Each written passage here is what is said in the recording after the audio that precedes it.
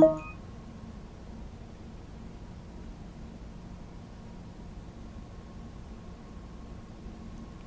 Danny, this is Andy Dalton, quarterback for the Cincinnati Bengals. My biggest advice, I understand what you're going through. I've done it before, and I think the biggest thing is try to get plugged in as much as you can. Try to find a good community where you can meet people. Don't let any of these challenges get in the way. You can do anything that you want to do. Just put your mind to it, work hard, and a lot of good stuff will happen. Good luck, buddy.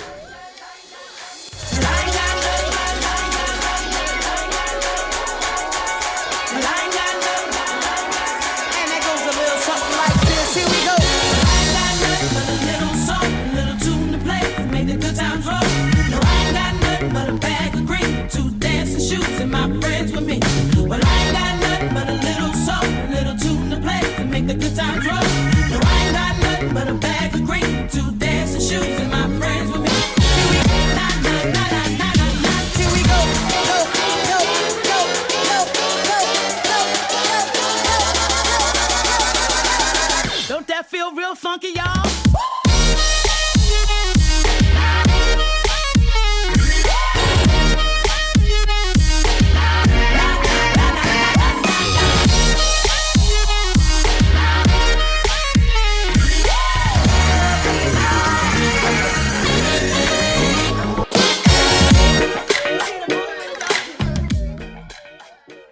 Hello and welcome to the first ever episode of the Raybound, a weekly sports commentary show that will tackle the issues so hard the NFL will have to settle a lawsuit for ignoring its symptoms. Of course, I'm your host, Danny Ray. And hey, what better way to start off the show than by doing something that most of today's iconic sports heroes have done: apologize for my inappropriate behavior. You see, 2 years ago, I was a big-time sideline reporter for ESPN. And all that came crashing down at Super Bowl 48 at MetLife Stadium in East Rutherford when, live, on air, I was intoxicated. And I accidentally hit on NFL legend Joe Namath. Now, I was obviously confused and disoriented. And in my defense, Namath was the only attractive thing in the state of New Jersey that night. But I do have many regrets. I should have known I couldn't have handled what was in my colleague Chris Berman's coffee mug when I snatched it from him. Now I know why that guy makes cartoon noises on air and picks the Bills to win the Super Bowl every year. I also regret the graphic language I used when speaking with Mr. Namath on a family network. Specifically when I asked him if he wanted to try on my fur coat. Now, I caught a lot of flack for my behavior that night. I was getting it from all angles. Surprisingly, even from the Jets fan base, which is weird since, because of me, that was the most action the Jets players had in the Super Bowl in 50 years. So for that, Jets fans, you're welcome. After the incident, I was fired by ESPN and chastised in the media for months to come. Actually, this show is a bit of a raybound for myself. The past few years have been pretty tough. I've been unemployed, a mere civilian in the world of sports, which is weird since I used to be sports royalty. The son of legendary sports broadcaster Al Ray, a groundbreaking and progressive anchor. He was the first reporter to use a woman's name in sports in a non-sexual way. I grew up around the sports broadcasting greats, so it was inevitable that I would become one myself. I remember when I told my dad I was going to become a sports reporter, just like him. He looked off into the distance, his eyes fixated on the TV, and he said to me, Yeah, do whatever you want. I'm just trying to watch the game. Wow, right?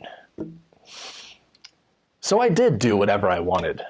And what better way for my dad to watch the game than having his own son on the sidelines reporting about it on that screen. And that's when I was hired as the youngest reporter ever by ESPN. I was an immediate hit, using my youthful perspective and adorable looks to gain access into the inner circles of teams. When I reached my adolescence, I hit a bit of a rebellious patch, partying with the athletes, pulling epic pranks on my coworkers, and of course, my in-game interviews with Spurs coach Greg Popovich, which resulted in many silent stare-downs. But eventually, I grew into a successful adult sideline reporter. Then, Namathgate happened, and I lost it all. It's been a long journey to get back to the big show, but now I'm here. You see, I love covering sports. It's more than entertainment. It's a way to connect with people. Whether you're taking your son to his first ball game in Oakland, curing your Seattle homesickness by going to a Seahawks bar in Dallas, or finding new things to talk about at your job at the suicide hotline in Cleveland. Sports are more than just a game. For many people, they're a way of life. And that's why you need commentators like me, to be your sports shaman, to guide you through this crazy rat race, point out the obvious things that maybe you're too emotional or intoxicated to see, and be the moral authority on all of life's predicaments. Now that I have my own show, I am so happy and honored to be amongst my respected peers. Dan Patrick, Jim Rome, Colin Cowherd, that guy, Lenny and George, and the stick from A Bug's Life. Does the fact that none of us has actually played sports make us any less credible? Of course not. If anything, it makes us non-biased observers. Because when athletes become reporters, it can get messy. Hell, Shannon Sharp doesn't even have a speech impediment. He just gets so revved up to talk about football, his tongue just can't keep up and he goes all Elmer Fudd on us. Then you have sad cases like Terry Bradshaw. It's remarkable researchers haven't tested his brain for CTE yet, being that it's just been sitting in an empty jar inside the Fox Sports studios all these years. We're here at the Chicago Auto Show. Are you my Uber? Is this my Uber right here? I'm here at the Kia Studios with Blake Griffin. Blake, so relaxed.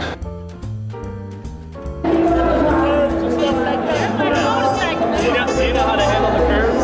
I know how to handle the curves, baby.